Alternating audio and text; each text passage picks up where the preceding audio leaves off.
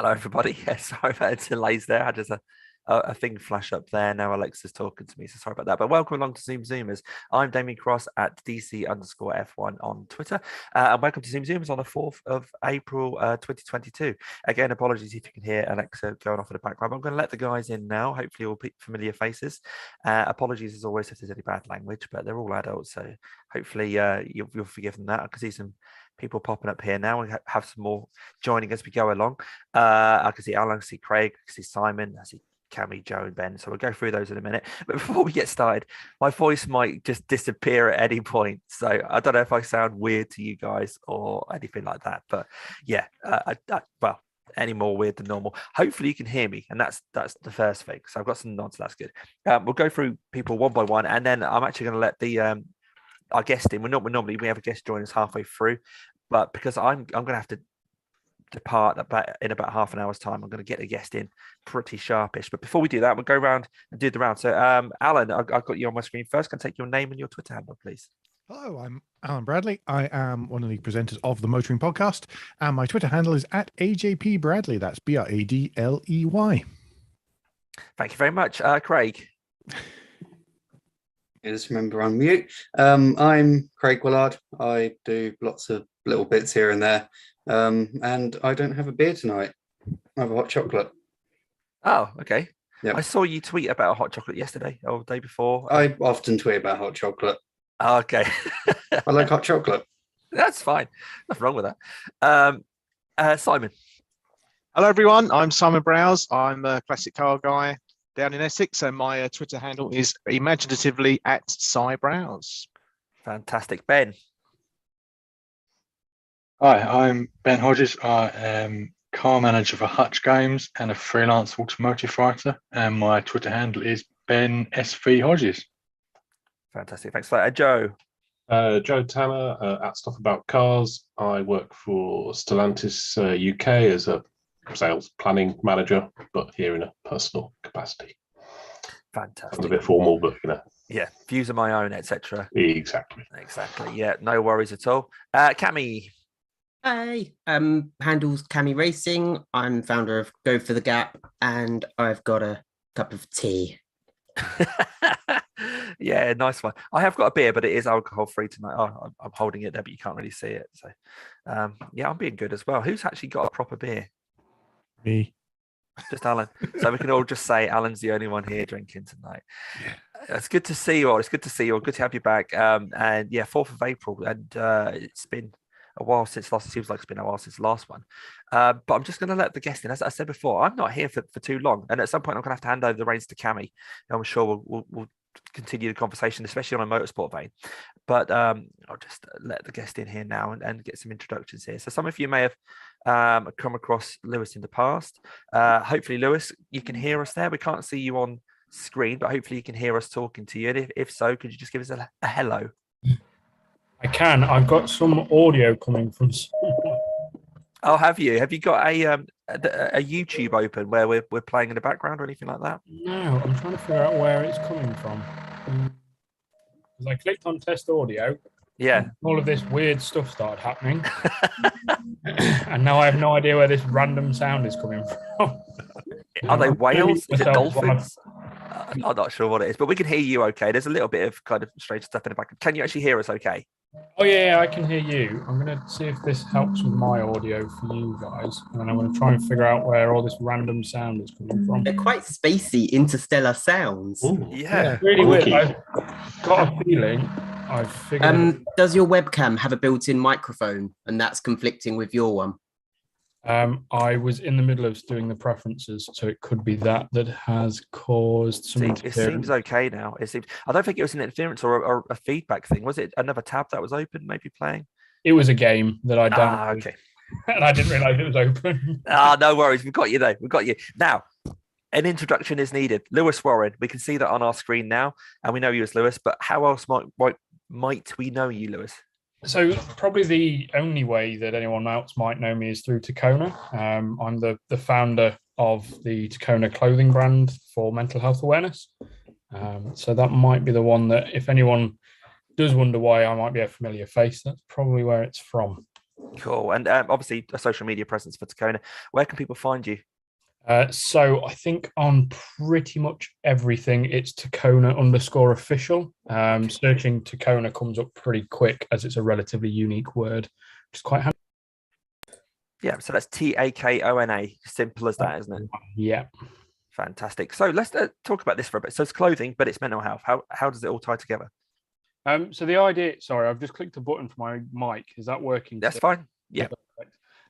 So the idea was to use clothing as like a mechanism for connection. The mental health side is kind of the prevalent side, and it's to use it as a vehicle, to avoid the cliche, to get people to connect with one another, and utilize those connections to get people talking. So the idea kind of stems from when I used to work in a much more corporate life.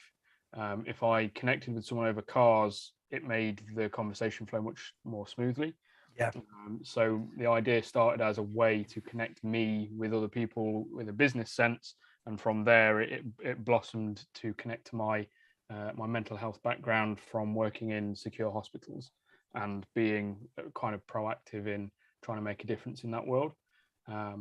So it had some natural growth, but the reason it's clothing is to use the clothing to bring people together. If you see a t-shirt with the brand on, you know what that person's perspective is around communication and talking, and all the other things that Tacona is at the forefront of. Excellent. So how does cars tie into this then? So I've got clothing, got mental health, and now cars are there as well. That's kind of why you're here, I guess. So cars have always been my passion since I was about 4.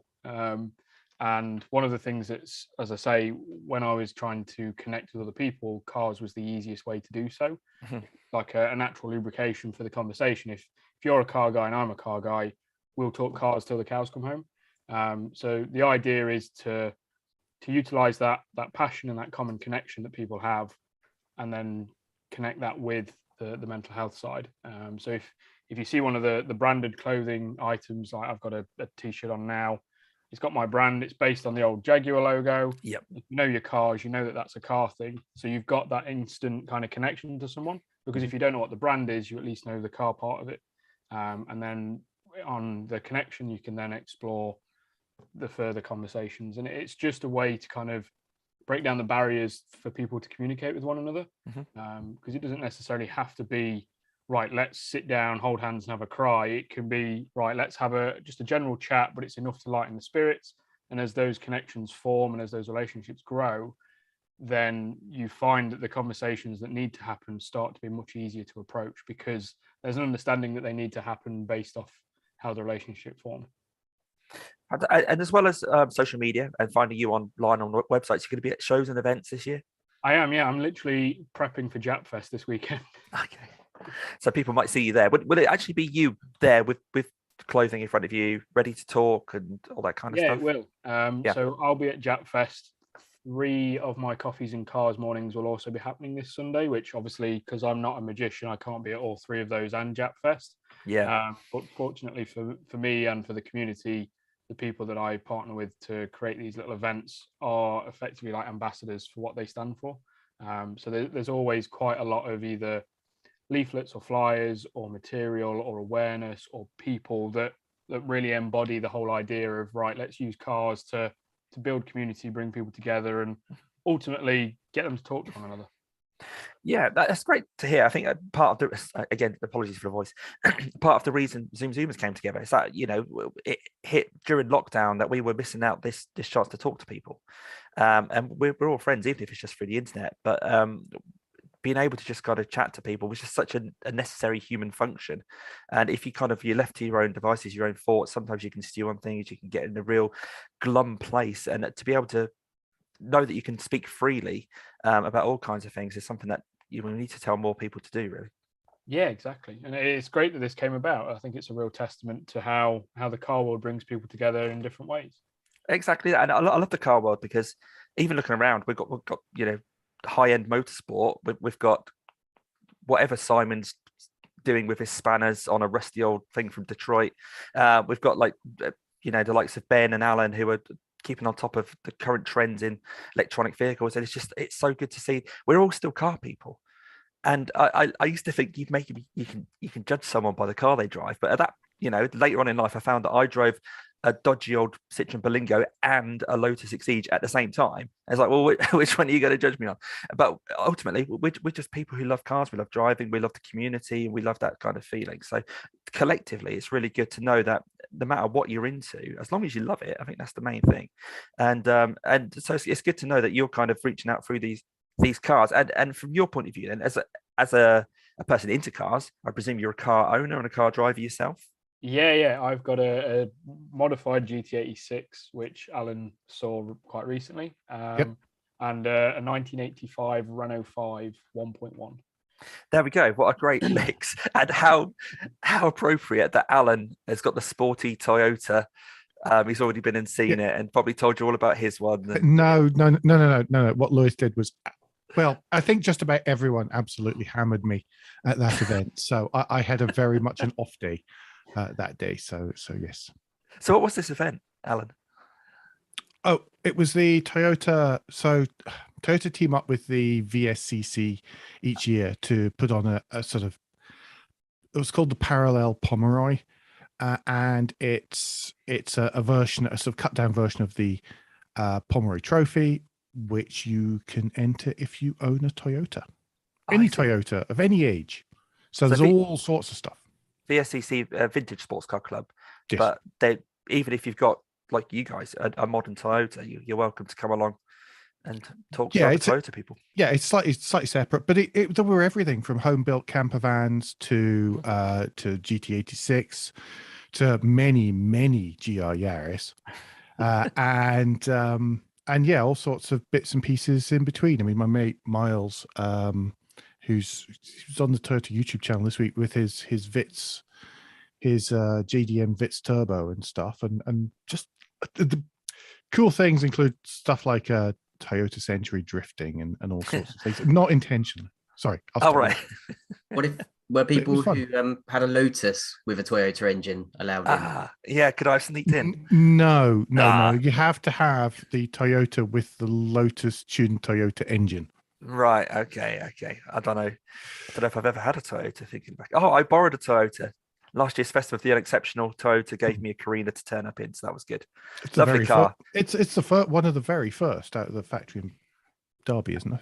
The one that's in the Heritage Collection. That's it. That's the one. Absolutely immaculate, apart from the sunroof, which leaks.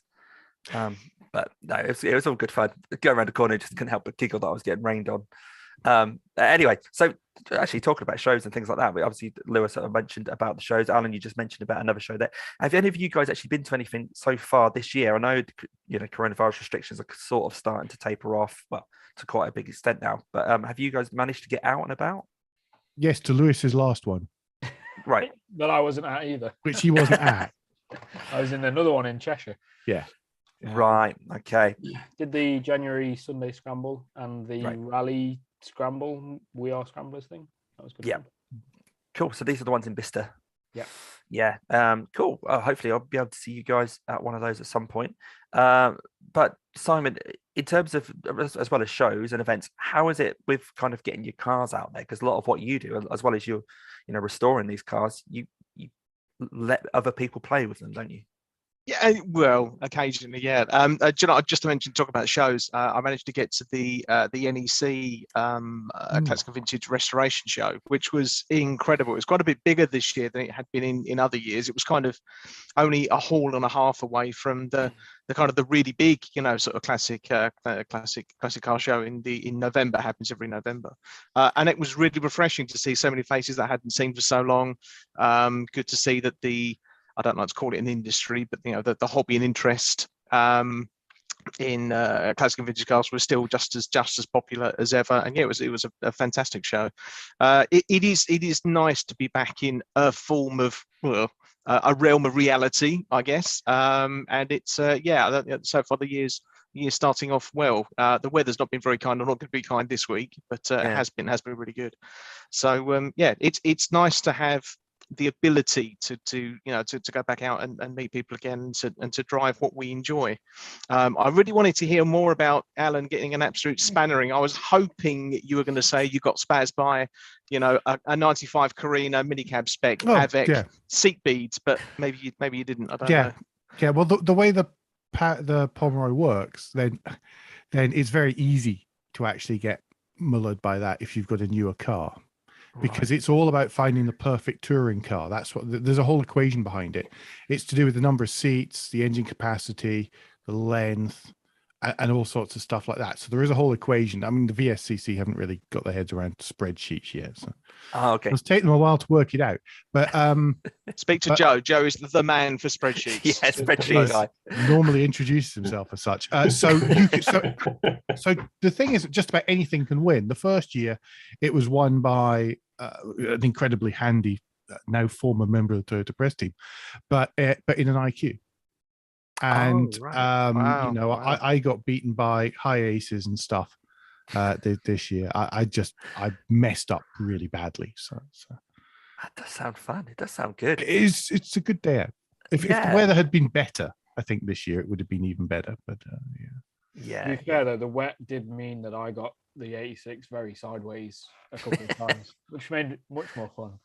I tried to be a smart ass, to be honest, as usual, and I just left my car on winter mud, snow and winter tires, and that meant that's one of my braking tests. You've got to stop astride the line, so the wheels, line one set. Hang on, if only I had a car to do it. There you go, astride the line. So you're meant to be like that, and the trouble was I ended up going and stopping 6 inches over the line and stuff, which. And you're blaming your tires for that. I'm just blaming me generally. Yeah. Just Okay. trying too hard. Usual story. Trying too hard. Tried too hard. Fair enough. Yeah. Ben, how's it been getting out and about? Have you been able to get, I often ask you this, how's it going with like new car tests and that kind of stuff, and what's going on in your world? So we were shooting up until when I left. So everything's kind of back to normal, but it's still like, okay, everyone please test themselves before they come to a shoot, just in case, because at some point we're going to have to get in each other's cars, and the cameraman as well, and and you don't want to run them over, stuff like that. So so right up until when I departed, it was exactly the same as it's been for the last 9 months. So just being careful. Just being careful. I think that's, everyone's kind of got a bit of a sensible hat. Hopefully got a bit of a sensible hat on, although, we see cases rising. We don't want the governments to have to step in and just say, oh, you lot, you behave, otherwise they're going to tell you all off again.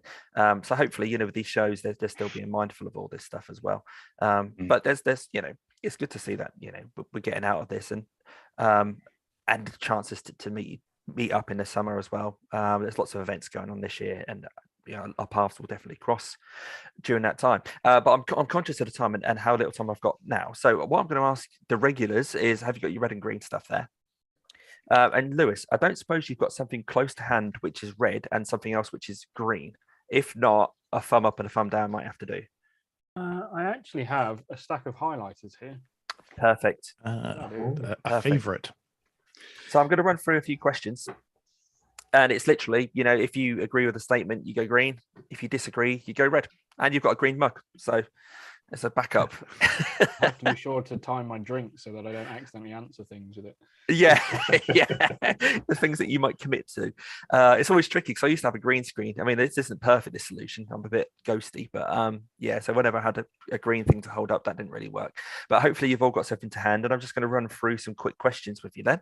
And as always, for anyone watching, green if they agree and red if they disagree. We'll start off with cars before we go off in too many tangents.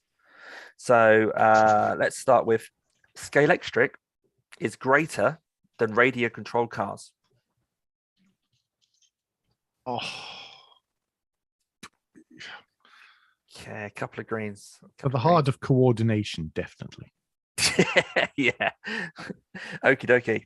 Next one, a similar sort of vein, this one. Lego is greater than, and before you all put green up, Lego is greater than Meccano.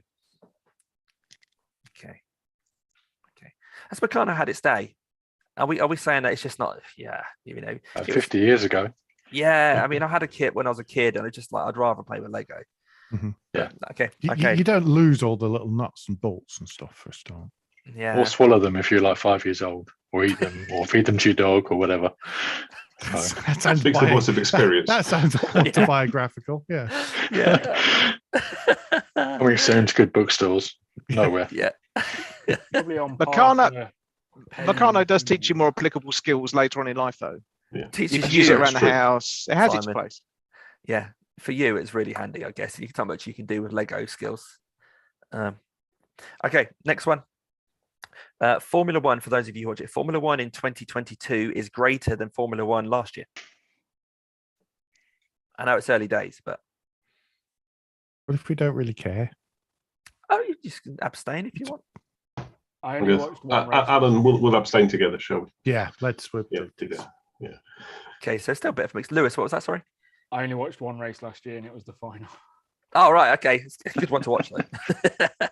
Okay. Well, another one that's probably you guys aren't going to be too worried about as Alan switches his camera back on. Oh, Is it's a pain. Yeah. yeah. It's a beautiful picture when it's showing, but it's Yeah. a pain in the bum when it turns off. Yeah. Yeah, it makes you look incredible, Alan. You really do look fantastic. Because Okay, I'm worth it. yeah. Next one is I've watched Drive to Survive, the Netflix show about F1. So again, for the F1 people. So there's still some greens. Okay, cool. Next one. Apple, the technology company, not the food. Apple will make a car by 2040. Nope. Nope. Cool. Unanimous. Unanimous. Okay. Before we get onto the final few car ones, we'll switch it up a bit. Beer is greater than cider. Just so I know what round to get in when we all meet up. That's what it is. Cup of teas. Cool. And a Kit Kat Chunky is greater than a normal Kit Kat. I had one today. Oh, wow, unanimous. The ones Oh, with my word. peanut butter are my favorite. They're really good Wow. out of the fridge as well. Ah, Yeah, top they tips are. there. Mm. Cool. Got to be cool. Okay, back to cars. I could draw a Skoda badge without Googling it. I could just, off the top of my head, just draw a Skoda badge. Rough one. Mm. I just can't draw. I'm with Craig. Yeah. Cool. Okay, same question, but for a Vauxhall badge. Joe. Okay, all right. I better say green this time. Okay, Vauxhall's I look at trickier. them all day long. It's on every PowerPoint presentation.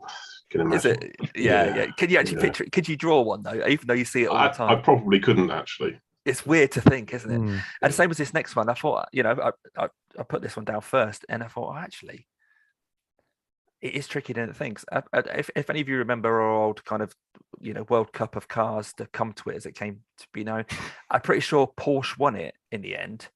Mhm. But could you draw a Porsche badge off the top of your head? How Again, much details required? Yeah. just so people, if you perhaps showed it to people, they go, oh, yeah. it's Enough that they request that it gets taken down from your store, Cammy. Porsche. Oh, shots That's- fired. Oh, touch the Oh, nerve. sorry. But then you got your pink pig one kept up, didn't you? Yeah, I had to rename it Pink Pig, like without mentioning the word Porsche at all. Even add Porsche across the windscreen. Well, I took that off on the preview, but then when people receive a print, it says Porsche. Oh, also- I like it. I've also had Max Verstappen's agent tell me off as well, even though I didn't use anything of his. Which one was his? Which one's that? They just told me off for describing the picture as Max Verstappen in a Red Bull. Oh, right. Okay. Ugh. Well, never mind. It's obviously you're such a big fish now that they've got to take you on. Yeah, You can't I'm fly hurting under the this. radar. How's it all going though, Cam? Is it all right? Yeah, it's been okay. It's just more not the effects of lockdown, but I'm so far away from everybody else. Everybody's sort of up near Silverstone or up in Norwich, and it's not a distance thing so much as I feel sort of lonely down in the corner in Kent because the M20 and M25 are horrific motorways to navigate. Right. So it makes it feel even sort of more disconnected from everybody else. And if there's ever a show, it's in Birmingham, it might be in London, it's at Silverstone, and it's always right. I've got to book a hotel. Right. Yeah. Okay. Well, I someone who is from Norfolk here, and it's strange to think that people might want to come to Norfolk to feel less lonely. that's unusual, but I suppose there is quite a community up here. Obviously, Snetterton's here, Norwich is here, Lotus is here, all those guys. So, and a lot of people that you know, I guess, in the motorsport world are actually around this neck of the woods, aren't they? Yeah, Racing Mentor, as well as it's easier to get across to Milton Keynes from Norwich than it is from, I'm 30 minutes southeast of Brands Hatch. Right. Okay. So everything is just, you've got to go London way. Yeah. Where I live, 3/4 of what's around me is just the English Channel. Yeah. Yeah. I kind of, yeah. I'm as far away as can be is from everything. Yeah. Not quite as far away as Toby Trice, who's so busy racing Porsches at the moment that he can't come on to ZoomZoomers anymore. He's 20 minutes down the road from me. He's right on the coast though, isn't he? Yeah, he's a little bit further away from. He's in a slightly worse situation than me. He's basically France, I think. It's so close to the coast. He's he's nearer to France than London. Yeah, exactly that. Yeah. But yeah, good news to see the likes of Toby. Obviously, he did quite a few of the ZoomZoomers back in lockdown. Doing okay, not only with his racing, but he's now a dad. And who would have seen that coming? Fantastic. Pretty much acing everything he touches in motorsport. Like when we went to see him in his first is it the Jetta G50s? First race in the car, he just went qualifying and pole, one race 1, one race 2, one race 3. Yeah.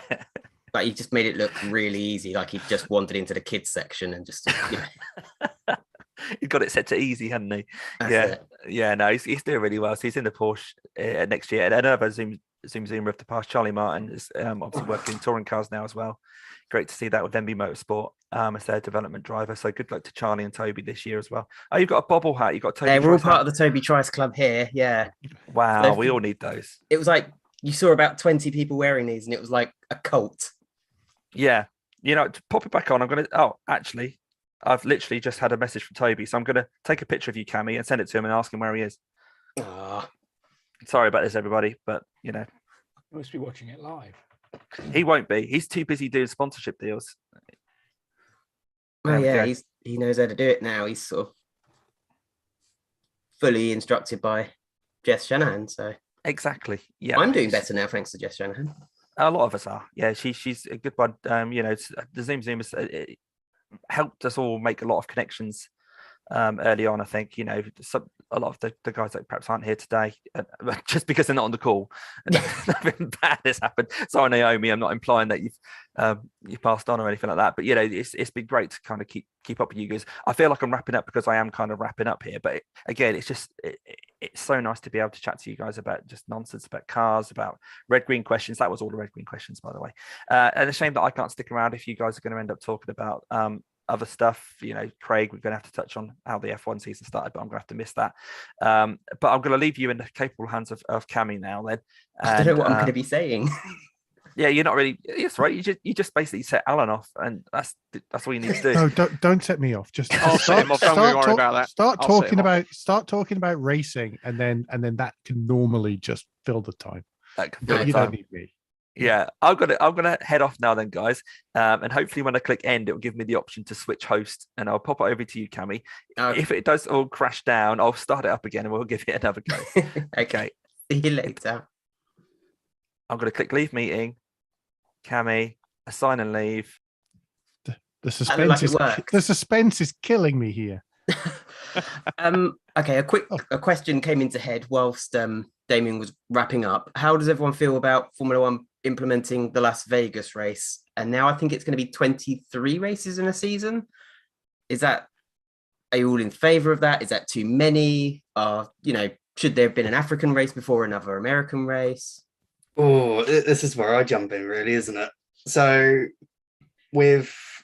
because we've got 22 races this year at the moment, and they're going to have an additional one to replace Russia, which is probably going to be Qatar, apparently. So that means 23 races this year. China is back for next year. That's 24. Las Vegas is on the calendar as well. That's 25. But they can only have 24 races as per the Concord agreement. So one of the current races has got to go, essentially. So that'll be a thing. So yeah, it's looking likely it's going to be 24 races next year, which is nuts. On Vegas, I think it looks utterly outlandish I think it's brilliant. To have like a 2-kilometer blast down the strip, like that's just absolutely nuts to really sort of think about. It's the only thing that the sort of thing that like Bernie Ecclestone would like say, and everyone goes, never going to happen. And then like Liberty's gone and made it happen, which is quite remarkable, really. Whether there should have been a race in like South Africa or somewhere before, and I don't know. Can you call it a world championship if you're missing out like one of the biggest continents on the planet? I think so. Yeah, I certainly think so. There are plenty of world championships that don't visit lots of major players in the world. And I mean, when Formula One started, they visited a bunch of European countries and had the Indy 500 as part of the championship for some reason. So, and that was called a world championship. So, I'd certainly like to see an African round, but I just don't think that it's particularly sort of feasible at the moment. The amount of money that something that a lot of people tend to forget is that Formula One took a big hit financially with COVID, and it's still rebounding off of that. So it needs like these big money races to come in and to really sort of subsidize that. And that will be, at the loss of some of the big long-standing races and, markets such as South Africa and so forth, unfortunately. But so are they making the usual mutterings around Monaco and stuff again and saying, well, might not be these big races this time?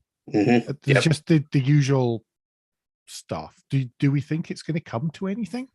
I think there's a bigger risk of it happening now compared to before. I still can't really sort of see it happening necessarily, but you never know. I think of all of the countries that's most likely to lose their Grand Prix, it's probably France. But I mean, the French Grand Prix has been absolutely rubbish since it returned to the calendar, so I don't think too many people are going to worry about that. Fair. I mean, I would have taken out Monaco purely because the cars are too wide, too long, and it's like watching a bus navigate the Lowe's hairpin now. They can't go. But you used to watch cars in the 80s and they could overtake each other, or they could bang wheels and overtake each other. But now the cars are just so long. But for us non-F1 nerds, Monaco just seems, it's, as I say, it's just so pretty. It's such a I don't know, it just seems like a really cool, glamorous place to be racing. And it's the antithesis of some of these purpose-built, I mean, it's the antithesis of the Tilkedromes, really, isn't it? These purpose-built circuits where it's just like, well, it's great and everything, but it's in the middle of a barren wasteland of bog all. Well, maybe Las Vegas will be the new Monaco. Street racing, Las Vegas is relatively glamorous. Casinos. Yeah, I mean, I know it's cheap. I can't argue against that at all, to be perfectly honest. When you put it like that, it's like, oh yeah. Will it become a tax haven though? Well, yeah, it probably will do. Not many places to park your super yacht unless you put it in the Bellagio fountains, I suppose. Nice. Miami's going to have some yachts, but they can't get out. Yeah, that's just weird. They're in a pond. Yeah, I don't know how that's going to work. Was so silly. That was hilarious. I've said they could use Russian oligarchs seized yachts, and that'd be a bargain to plop them in there. But ticket prices I've seen for the Miami, it was a seating grandstand called R10, and tickets were, I think it was $3,500. Yeah. Or as I worked out, that would take somebody on the minimum US salary 318 hours. I can't remember if it was hours or days now. I think it was 318 hours to earn. Yeah, it's nuts. But I don't think Miami's been struggling with selling tickets. So whatever they're doing in terms of advertising seems to be working, irrespective of how expensive it is. But I guess we'll find out. Yeah, we'll find out on the weekend.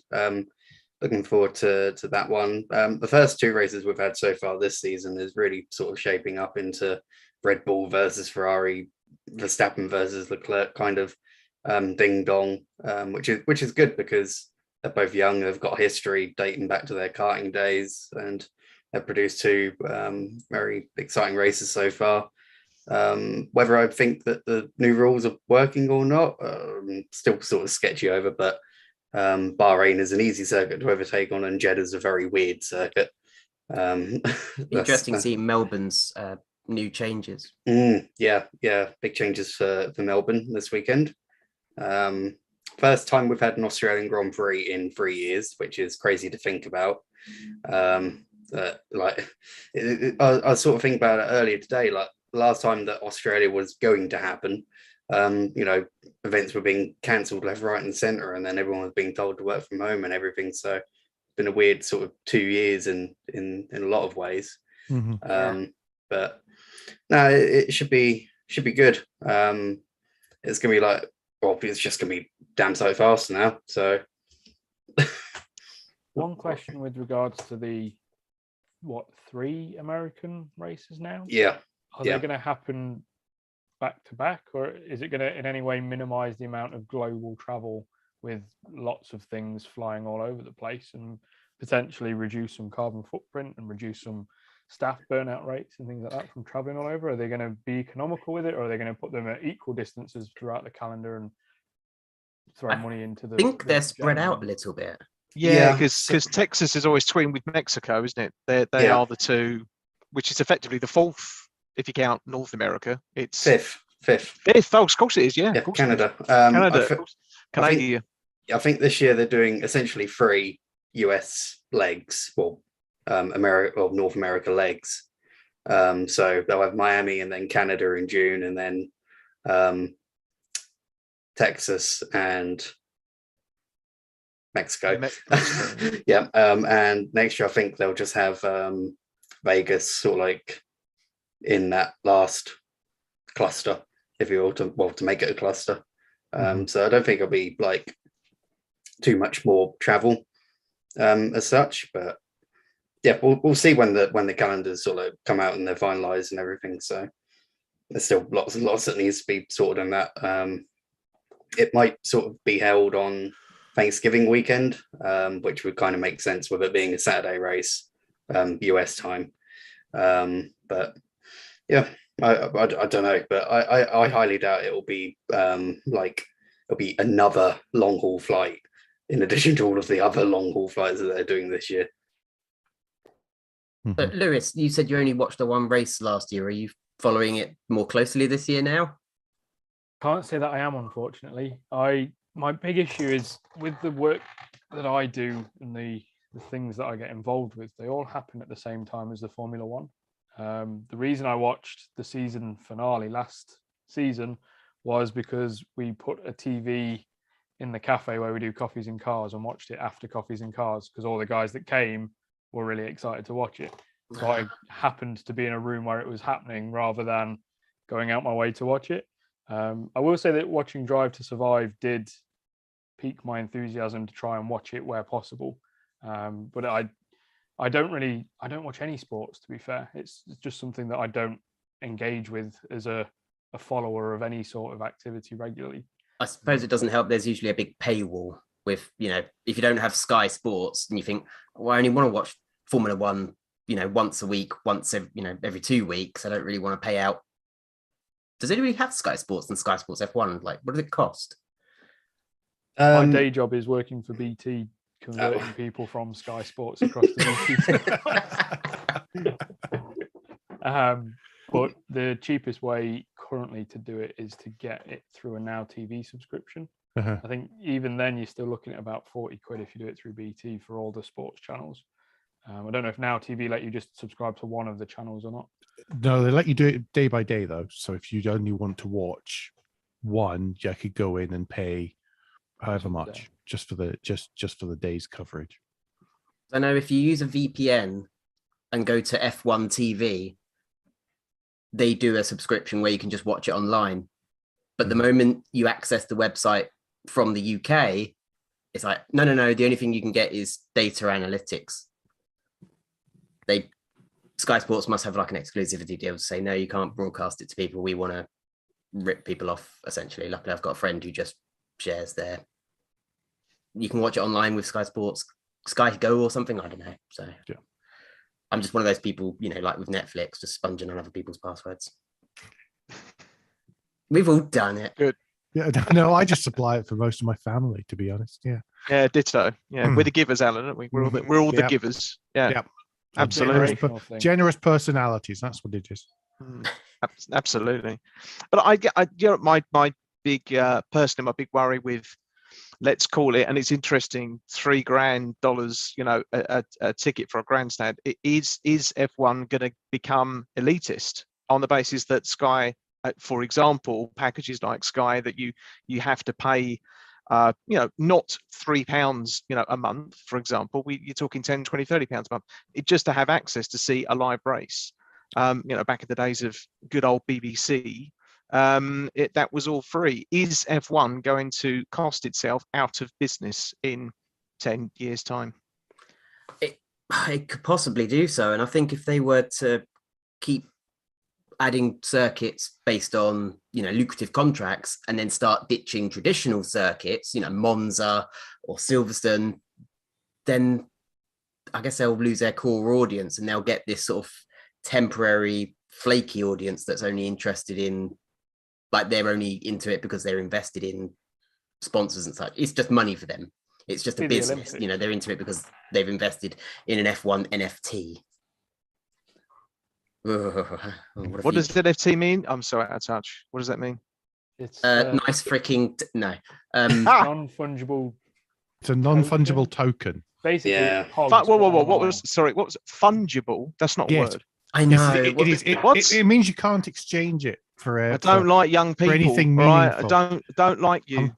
I'm You make up 44. words. I'm not young. No, not you. Other people. Right. The ether. If you made up that word fungible, I'm coming around now. All right. But no, you didn't. So don't That worry. one I didn't. Essentially, I think essentially it's an image connected to like a blockchain and Bitcoin of some sort.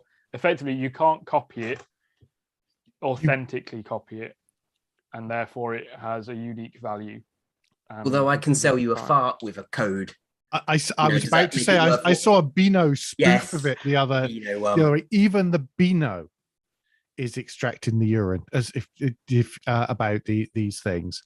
About these, they're selling a certificate that says that you own a fart or something. It was something so totally ridiculous, but it's basically you've paid a lot of money for a little certificate that says you own this thing that you don't actually own or have and can't touch or feel. The point is, you have to convince the next person.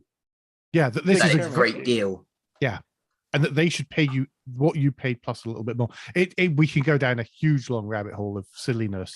Let's not. A lot of companies are backing out of it because of the fan backlash, and as well, it's really bad for the environment as well with the computers that are used to make those sort of things. Yes, coin mining and making doing the magic maths is very, very wasteful. So, but anyway, we move on from that. Do you have plans to have the Tacona brand on race cars in the future? I would love to. It's not very cheap to do, though. Enduro car series, maybe? If I could afford, if I was at the level that, let's say, a Mulligato are at all day long. However, the closest I've got currently is I have an ambassador who is a karter. So he's a 16-year-old that does karting.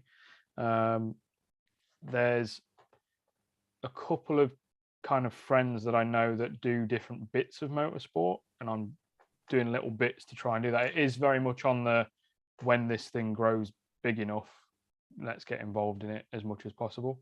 From both supporting the community, raising awareness and brand awareness, it ticks all those boxes. I have been trying hard to get in touch with Toto Wolff somehow, because he's been very vocal about mental health, and I think having something that isn't necessarily branded but raises awareness would be quite an appropriate use of that, the outlet and the global outlet of Formula One. And even if it's something as simple as the tagline for Tacona is "It's okay to talk," just something as simple as that connected, like the We Race as One thing is really helped a lot of momentum for that. But it's difficult to not necessarily tokenize it. Finding the balance is always a key part of these kind of conversations, especially within the public eye. And it's a question that's been asked a couple of times: is mental health just a buzzword that people are trying to capitalize on for awareness and growth, or are they actually caring about it? So I think having the approach towards it with the right direction, especially with motorsport and things like that, is it needs to be genuinely approached. And a big part of the conversations I've had with regards to the brand and being involved in motorsport is I'd rather have it connected to people that come to me because they believe in the idea, rather than me trying to approach it in terms of an awareness for what Tacona is. That's always been an interesting conversation that's come up, because I don't want to devalue what the message is. It needs to be the core of everything that happens, is the mental health side and the community and bringing people together. As much as I would love it to become a globally recognized brand and it absolutely take off, if it waters down the message, then it's the wrong direction for it. Yeah. Because a couple of like motorsport guys have got in touch. It is interesting to see how it happens. Okay. Is it like is it a company or more like a charity sort of? Currently it's a sole tradership because it's not very big. But as it grows, the direction it's most likely to take is a community interest company. I see, yeah. Because charities tend to do something tangible to give back, if that makes sense. Whereas what I do is a little bit more of a conceptual mind like shift within the community. It's not like I have a helpline or anything like that, because it's just me and I'd be endlessly on the phone, and I don't think I'd be of any help to anyone. But the way that I think it is most appropriate to grow it would be a community interest company where it stands to make profits to grow, but it reinvests what it makes into growing the idea and building the community and giving back. That's probably the direction that it's most likely to end up in. Yeah, similar in the vein to how I work closely with Racing Pride, so it's in a similar vein to that. I think, Lewis, you're getting a sign of approval there from Simon. Oh, thank you. Absolutely. No, it's a fantastic message. And it's I was looking through your kind of website and some of the social media stuff a couple of days ago, Lewis, and it was really inspiring, really inspiring. So yeah, so I hope we can all do something to share that message and the brands. I mean, the logo is amazing alone, isn't it? But it's it's something new and fresh that I've not seen done before, if I'm honest. It's fantastic. Yeah, so well done. Honestly, well done. Thank you. I genuinely appreciate it. It's something that A is very close to my heart personally, and B is something that it leans into what I'm good at as well, and it kind of brings the two things together. So I used to work in medium to high secure psychiatric hospitals, and my partner's a forensic psychologist, and it's very much at the core of most of what I do generally. All qualified. Yeah. And when I was a teenager going through rough times, I had a 1988 Mini Mayfair, and that was my escape. And it's how I kind of dealt with a lot of the crap that was going on. And it's how I connected to people and made friends. So it's kind of an organic thing to have happened. And it's nice that it's so well received. And it's great that I'm able to do the stuff that I like to do whilst helping other people. There's a lot of, it's nice to do things that you enjoy, and then I have this whole work life over here, and the best thing would be to bring them together and be able to do it full time, help as many people as possible, bring the community together, and doing things like this and being involved with the automotive world from almost the other side of the coin as an enthusiast is a real testament to what the car world is. People coming together and sharing the passion and communicating with one another is pretty much everything that I stand for. Yeah, the cars are as diverse as the people who love the cars. Exactly. Question to all of you. You can use your red and green things here. How many of you have suffered what you would consider like mental health troubles or issues, or just, times? Yeah, I think many of us. Okay. And how many of you have just kind of thought, oh, just deal with it yourself, bottle it up, or stiff up a lip it, or just you think you're overreacting about it, And yeah, no, I think Ben's still got the stiff upper lip. He's like, no, not me. I can't hear Ben. He's just very quiet, but he's gone, oh, never mind. Yeah. Picked up the wrong car. Apologies. I was I was like, I just kind of fumbled out without looking. So I was like, no, wait, that's the wrong one. To be Sorry, fair though, for anyone that might be listening to it or watching this, that feeling of I shouldn't be talking, it doesn't go away. Even doing what I do and my partner doing what she does and all the it's okay to talk stuff plastered all over pretty much every surface of my car and my clothing and things, I still have a lot of kind of working up before I get stuff off my chest. And a lot of people feel like that's a them problem, but it's, I hope that the rest of the group would agree that that's quite a normal feeling, is I need to kind of work up to saying something. It's not always oh, I feel like crap. I know exactly why I feel like crap, and here is why, and I need this help. And it's never really that simple. And if it gives any reassurance, it's not you. That's just how it works, and you do have to be conscious about it. I think it doesn't help. I know I think this, and we've probably been told this, but people have it worse than you. That's the worst thing to say. When you're happy, nobody says you shouldn't be that happy. People are happier than you. They do. Have you been using Twitter? What do you mean you're in a good mood? But in all seriousness, no, it's interesting you saying that Lewis, because I was speaking to someone recently, and they'd been recommended to go use a therapist, and their response, despite me saying, I think that's a really good idea, having tried to suggest it some time ago, they said, well, no, I'm not really happy speaking to other people. And it's like, well, have you tried? No. Well, do you not think you might want to? No, it's definitely not something I'm going to do. And it was just, okay, fair enough. We'll try again in a few weeks' time. I'll try again. But it's definitely one of those where it always feels like, oh, I'm going to burden them, or I can deal with this on my own, or this isn't that important. There's worse things happening. That sort of stuff. And then as soon as you actually say it and you get all of that pressure out, it's amazing how quickly it doesn't necessarily fix the problem, but it takes the weight. And the shared problem half thing is completely true. And I imagine the person that you're talking about will at some point speak to someone and then come back and go, oh my God, why didn't I do that soon? Well, that's exactly. I'm very lucky. I have very, I have friends who are very good at just letting me keep going and then going, are you finished yet? It's like, Ooh. No, I've got another 5 minutes to go. Okay. Although I have heard psychiatrists often need their own psychiatrist because they have to listen to a lot of problems, and it can then affect them mentally. And I've always worried that a big problem for them. I've always worried it's like, a crazy person doesn't say they're crazy because they're so crazy they don't know they're crazy. I've always assumed, I can't be that depressed because I'm saying I'm depressed, therefore I'm not, because a truly depressed person wouldn't realize it, I suppose. They'd be so far gone, it wouldn't cross their mind. I think with depression, the sliding scale ends up in that it's not necessarily feeling sad, it's just not feeling. So the way that you would end up if you were getting further and further into depression is that you just kind of feel numb.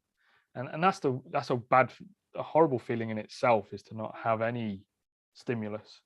And hopefully, if that ever does happen, it's something that you would recognize, because it feels awful to not feel. I think it's a little bit different to, say, mania or psychosis, which are your crazy symptoms, so to speak. That's a completely different ballpark of how things can happen, because, as you say, someone that's going through psychosis doesn't really know that that's what's happening, because it's such an overwhelming stimulation that you have no kind of rationality in that moment. With regards to depression, you probably, obviously, you are acknowledging when those feelings happen, and when that kind of creeps in. As it gets worse, you start to feel less, not more. It's a very bizarre path to walk down. But please rest assured that you will know when you're depressed pretty much at all times. It's not one of those where you go, oh, I feel fine, and secretly, no, you'll pretty much always know if it's a depression thing. I suppose the word gets thrown around so often, you think, well, am I truly? Or, But because it's a scale, isn't it? It's not a binary on and off. There's a very long gradular scale, and with some peaks and some troughs. But it's a world that, as people are getting more educated too, it's helping people to understand. And as more people are engaging with it, it's helping to break down the barriers around the different conversations that need to happen. And this conversation, for example, probably wouldn't have happened 10 years ago. Even if I was who I am doing what I'm doing, it would have been a much larger hill to climb, because the general populace are much more engaged with the conversations now. And there's that, well, I'd say it's a joke, it's a kind of a meme going around where, like, the current young people, sorry Simon to bring them back up again, they're all like, my therapist told me this the other day, whereas the probably the baby boomer generation, therapist is almost a taboo. Well, he went to a therapist. You can't say the word therapist around people without getting those negative, or something's not going right there. And it's a real display of how the culture is starting to shift. See my previous conversation. See my previous, I mean, statements. we're all familiar with that term, pull yourself up by your bootstraps. And I remember reading the meaning of that sort of got twisted, because everyone goes, oh, come on, pull yourself out of it, pull yourself up by your bootstraps. But it wasn't originally meant like that, because it's an impossibility. It's a phrase, it's an impossible thing to do, but somehow it just got twisted into, help yourself, do it yourself. Yeah, defy gravity, isn't it? Well, essentially, yeah. So it makes no sense when people say it. Yeah. But yeah, have we all had those sort of numb, because I've sat here just feeling unmotivated. It doesn't help when you've just got YouTube, and I'm self-employed, so I've got no one smacking me around the head going, get on with work or anything. It's just, I am my own boss. Oh no. I'll be honest, I had a day like that this morning. They come and go. They do happen. I think acknowledging it is a real good part to it as well.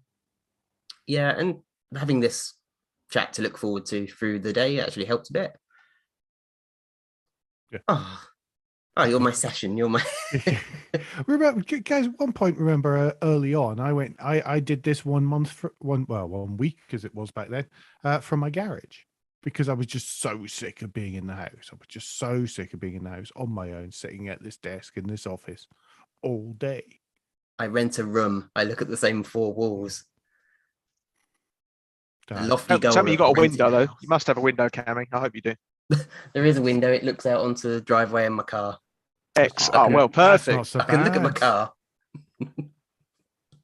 There's a trend of people buying projectors for small rooms and projecting a window with a nice scenery onto a blank wall. That's very Back to the Future, isn't it? Yeah, it's Blade Runner all over that. Yeah. Oh yeah. I actually, one of the biggest mistakes I made in here was I did change this office around halfway a little while ago, and I changed it so that, because I thought it would be a good idea. The computers are in front of the window, but now I've discovered over the last year and a bit, I've discovered it was quite nice actually looking out the window, but I can't because there's 2 ruddy great monitors here blocking it off. It's just silly of me. You're such a young person, Alan. You see, block out the real world and look at a cyber one through a screen. They're better. Well, so young. Ideally, it was so that people couldn't see all the junk that was behind me. But as you can see by the fact I've had to move my camera around, it doesn't always work. Talking about Blade Runner and sort of trying to get back to cars, does anyone have like favorite sci-fi cars? Oh, Good one. yes, I do. It's very silly. It's Hudson from Terrahawks. We're all Googling that. Lost. So you can go. So Terrahawks was a Jerry Anderson thing, like, as Thunderbirds and stuff. You know how Thunderbirds, there was obviously Lady Penelope's pink Rolls Royce and stuff. Well, the equivalent in Terrahawks was this sentient car. It looks like a Bentley. It's a Rolls Royce. It's a Rolls, and yeah. what's interesting about one of the things, there's 2 things. One, it's sentient. There's 3 things. 2, it can change color. And 3, it is actually a Rolls Royce. In that they actually licensed it so it could be a Rolls Royce, as opposed to just being a made-up brand. Because he had a And Rolls Royce in Thunderbirds as well, didn't he? Thunderbirds, and it's one of the only people and directors who ever has get away with made-up cars with Rolls Royce badges. Oh. Not anything, but I just think Hudson. I always thought it looked really cool, even in the 1980s. And so there we go. There's my pick. Hopefully, giving you all enough time to think of one. If you, I'm going to pick on Joe next for his You're choice. going to struggle with me. I'm not a sci-fi fan at all. So I have a really you picked obscure absolutely one. the wrong person. Sorry, Cam. I can give you an All obscure right, one Simon. that's based in reality. In the film Repo Men, which is a really awful film, they have some really cool modified Volkswagen Touaregs, however you want to pronounce them. Yeah. But they're really cool looking things. And the film itself is not worth the time of day, but the highlight of it is these awesome Volkswagens. And it's a sci-fi film, so it counts. Oh yeah, I see. Yeah, it's just a sort of matte black, jumped up VW Touareg. oh yeah, that actually looks really good, doesn't it? They did that's like the best part of that whole film. Oh, And they were quite new at the time as well. So like they look quite cool, as opposed to now where it's just another SUV, if you know what I mean. I've got another one. I've got You two. don't mind, but Adam. I just want to jump in front of Alan because he loves talking, doesn't he? Good grief.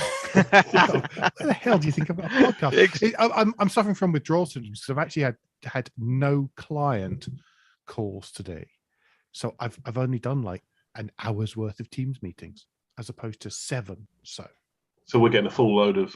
You are getting Alan's verbal diarrhea thrown. I at didn't say that. I just said verbal. it's the same thing. Whatever. Go on, Simon. What was your sci-fi car?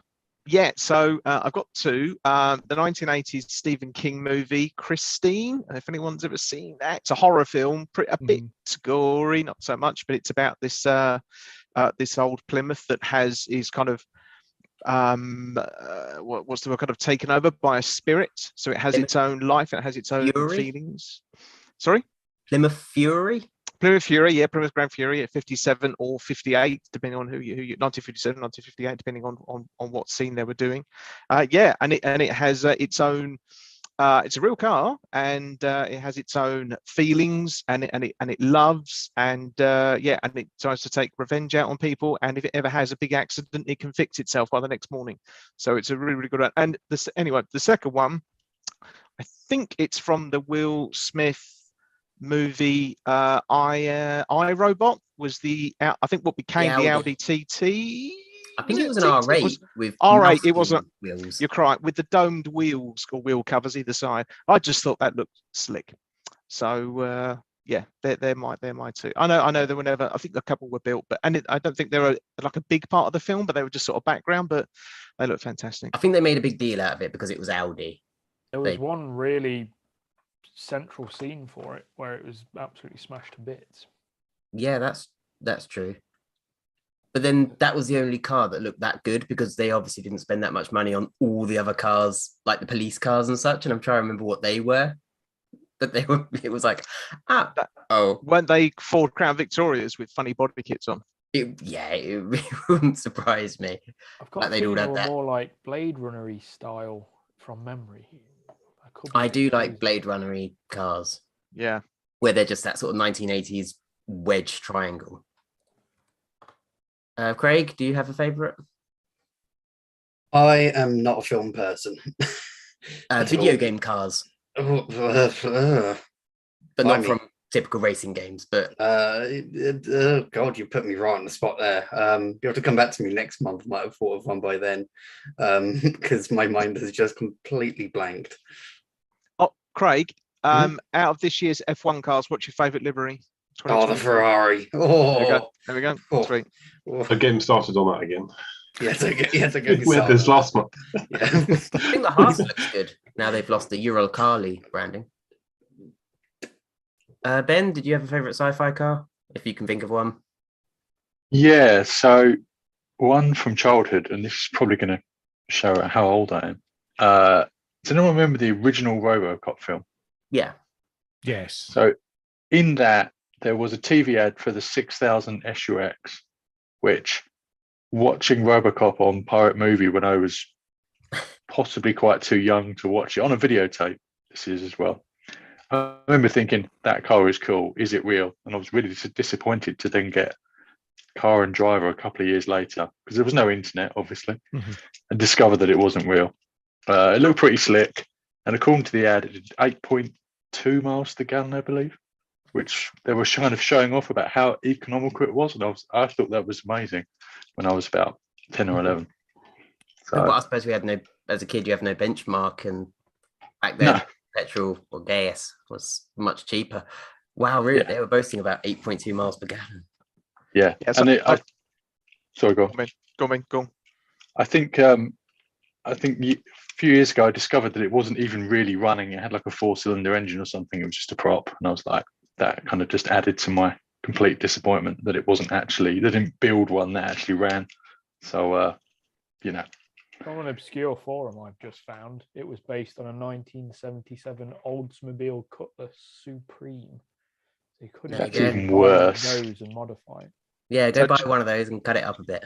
Just to prove I'm a massive nerd, I didn't know what that car was, but I just had to quickly check that out. And I was just about to say that it looks a cross between a Cutlass, an Oldsmobile Cutlass, and an Aston Martin Lagonda. That's kind of the love child of the two. That's amazing. Nice.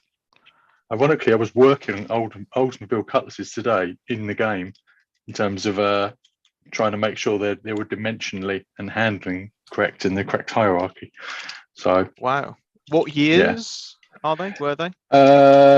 68, I think, the coupe, and then the ones right up until the 80s. In terms of there was sedan, coupe.